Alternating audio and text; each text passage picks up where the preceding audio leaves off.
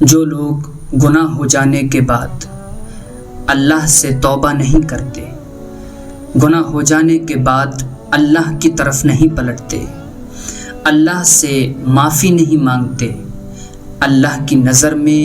وہ بہت بڑے ظالم ہیں، اپنے نفسوں پر ظلم کر رہے ہیں، اپنے نفسوں پر زیادتی کر رہے ہیں۔ قرآن کہتا ہے وَمَن لَّمْ يَتُبْ فَأُولَٰئِکَ هُمُ الظَّالِمُونَ، جو لوگ گناہ ہو جانے کے بعد توبہ نہ کریں، جو لوگ اللہ کی طرف رجوع نہ کریں، وہی ظالم ہیں، وہی لوگ سب سے بڑے بدبخت ہیں۔ لیکن میرے دوستو، گناہ ہو جانے کے بعد جو لوگ اللہ کی طرف پلٹ جاتے ہیں، جو لوگ اللہ کی طرف رجوع کرتے ہیں، اپنے گناہوں کی معافی چاہتے ہیں، اللہ کی بارگاہ میں جا کر اپنے گناہوں پر پشیمان ہوتے ہیں، اپنے گناہوں پر نادم ہوتے ہیں، گناہ ہو جانے کے بعد جن کو فوراً اللہ کا خیال آتا ہے، وہ اس کی بارگاہ میں جا کر روتے ہیں، گڑ گڑاتے ہیں، ان کی شان یہ ہے کہ اللہ ان کو اپنا محبوب بنا لیتا ہے، اللہ تعالیٰ ان کو اپنے قریب کر لیتا ہے، اللہ تبارک و تعالیٰ ان سے بے پناہ خوش ہوتا ہے۔ لیکن توبہ کرنے والا ایک نوجوان ہو، اپنے گناہوں کی مغفرت چاہنے والا ایک نوجوان ہو، اپنے گناہوں کی بخشش طلب کرنے والا ایک نوجوان ہو، تو اللہ اس سے بے حد خوش ہوتا ہے، کیونکہ نوجوانی کے عالم میں گناہ کرنے کی جو صلاحیت ہے وہ بھرپور ہوتی ہے، گناہ کرنے کی جو کیپیسٹی ہے وہ ٹاپ لیول پہ ہوتی ہے۔ گناہوں میں نوجوانی کے عالم میں سب سے زیادہ مزہ اور لذت آتی ہے، لیکن اس حالت میں اگر کوئی نوجوان اپنے اللہ کے لیے اپنے نفس کو کنٹرول کرتا ہے، اپنے نفس پر قابو پاتا ہے، اپنے آپ کو گناہوں سے باز رکھتا ہے اللہ کے لیے، اپنے آپ کو گناہوں سے، برائیوں سے اور خطاؤں سے روکتا ہے اللہ کے لیے، تو اللہ تبارک و تعالی ایسے نوجوان سے بے حد خوش ہوتا ہے، ایسے نوجوان سے اللہ تبارک و تعالی بے حد محبت کرتا ہے۔ اور اگر اپنے گناہوں کی معافی جتنی زیادہ ٹوٹ کر کی جائے، جتنی زیادہ لاچاری کے ساتھ اللہ سے معافی مانگی جائے، جتنی زیادہ بے بسی کا اظہار کرتے ہوئے اور عاجزی کو ظاہر کرتے ہوئے اپنے گناہوں کی معافی مانگی جائے، مغفرت طلب کی جائے، تو اس کی رحمت دوڑ کر ایسے بندے کو گلے لگا لیتی ہے اور اس کے تمام گناہوں کو وہ رب العالمین بخش دیتا ہے اور اپنا محبوب بنا لیتا ہے، اپنا ولی بنا لیتا ہے۔ ایسا ہی ایک واقعہ ہے، حضرت موسیٰ علیہ السلام کے زمانے میں ایک سرکش اور نافرمان نوجوان تھا۔ اس کی بدعمالیوں کی وجہ سے، اس کی سرکشی اور نافرمانیوں کی وجہ سے، اس کے کرتوتوں کی وجہ سے شہر والوں نے اسے شہر سے نکال دیا۔ وہ شہر کے دروازے کے قریب ایک ویرانے میں تھا کہ اس کی موت کا وقت آ گیا۔ اللہ نے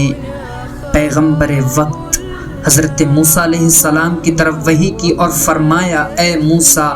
میرے اولیاء میں سے ایک ولی جس کی وفات ہو گئی ہے، تم اس کے پاس جاؤ، اسے غسل دے کر نماز جنازہ پڑھاؤ اور اعلان کر دو جس کے گناہ زیادہ ہوں، جو بہت بڑا مجرم ہو، خطا کار ہو، وہ میرے ولی کے جنازے میں آ کر شامل ہو جائے تاکہ میں اس کو بخش دوں اور اسے بہت جلد مجھ تک پہنچا دو، اسے دفن کر دو تاکہ میں اس کی عزت و تکریم میں اضافہ کر دوں، اس کی عزت بڑھا دوں۔ حضرت موسیٰ علیہ السلام نے بنی اسرائیل میں اعلان کر دیا، لوگوں کا ہجوم لگ گیا، جو سنتا دوڑا دوڑا بھاگا بھاگا چلا آتا۔ بڑی تعداد میں لوگ جمع ہو گئے، وہ سب لوگ اس کے پاس پہنچے تو اسے پہچان لیا اور کہا، اے اللہ کے نبی، اے پیغمبر خدا، یہ تو وہی فاسق ہے، یہ تو وہی نافرمان اور سرکش ہے جس کو ہم نے اس کی بدعمالیوں کی وجہ سے، اس کے کرتوتوں کی وجہ سے بستی سے نکال دیا تھا۔ حضرت موسیٰ علیہ السلام کو بڑی حیرت ہوئی، بہت تعجب ہوا۔ اللہ نے فرمایا، اے موسیٰ، تیری قوم نے سچ کہا ہے۔ بات دراصل یہ ہے کہ جب ویرانے میں اس کی موت کا وقت آ گیا تو اس نے دائیں دیکھا، بائیں دیکھا، اسے کوئی دوست نظر نہیں آیا، اسے کوئی رشتہ دار نظر نہیں آیا، اپنا کوئی نظر نہیں آیا۔ اس نے اپنے آپ کو دیکھا تو تنہائی، اجنبیت اور ذلت کے سوا کچھ نظر نہ آیا۔ تب اس نے میری طرف نگاہ اٹھائی اور کہا، الہی، تیرے بندوں میں سے ایک بندہ جو تیری کائنات میں پردیسی ہے، اگر مجھے علم ہو جاتا کہ مجھے عذاب دینے سے تیری حکومت مضبوط ہو جائے گی اور مجھے معاف کرنے سے تیری حکومت کمزور ہو جائے گی، اے بار الہ، تو میں تجھ سے مغفرت کا سوال ہی نہ کرتا۔ اے بار الہ، اے مولا،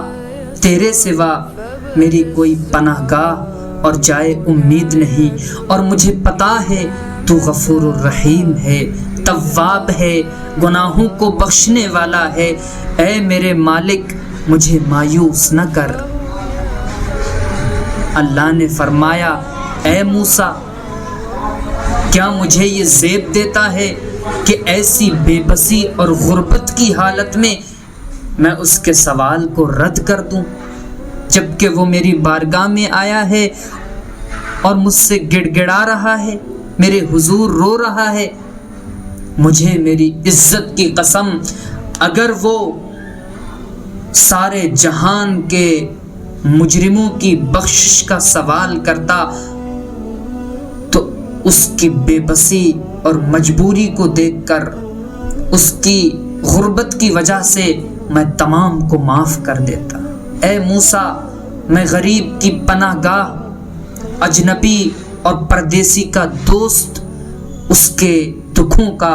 مداوع کرنے والا اور اس پر رحم کرنے والا ہوں۔ اللہ اکبر! وہ کتنا کریم ہے، کتنا رحیم ہے۔ اس سے جب کوئی اپنے گناہوں کی مغفرت چاہتا ہے اور جب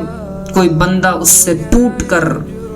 اور بہت زیادہ عاجزی کے ساتھ اپنے گناہوں کی معافی چاہتا ہے، توبہ کرتا ہے،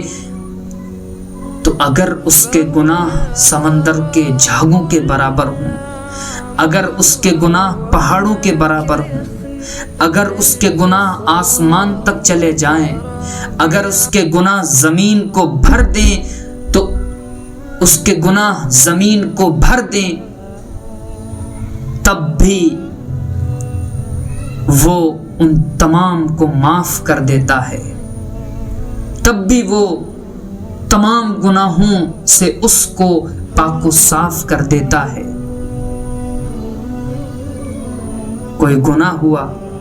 توبہ کر لی، پھر کوئی گناہ ہوا، توبہ کر لی،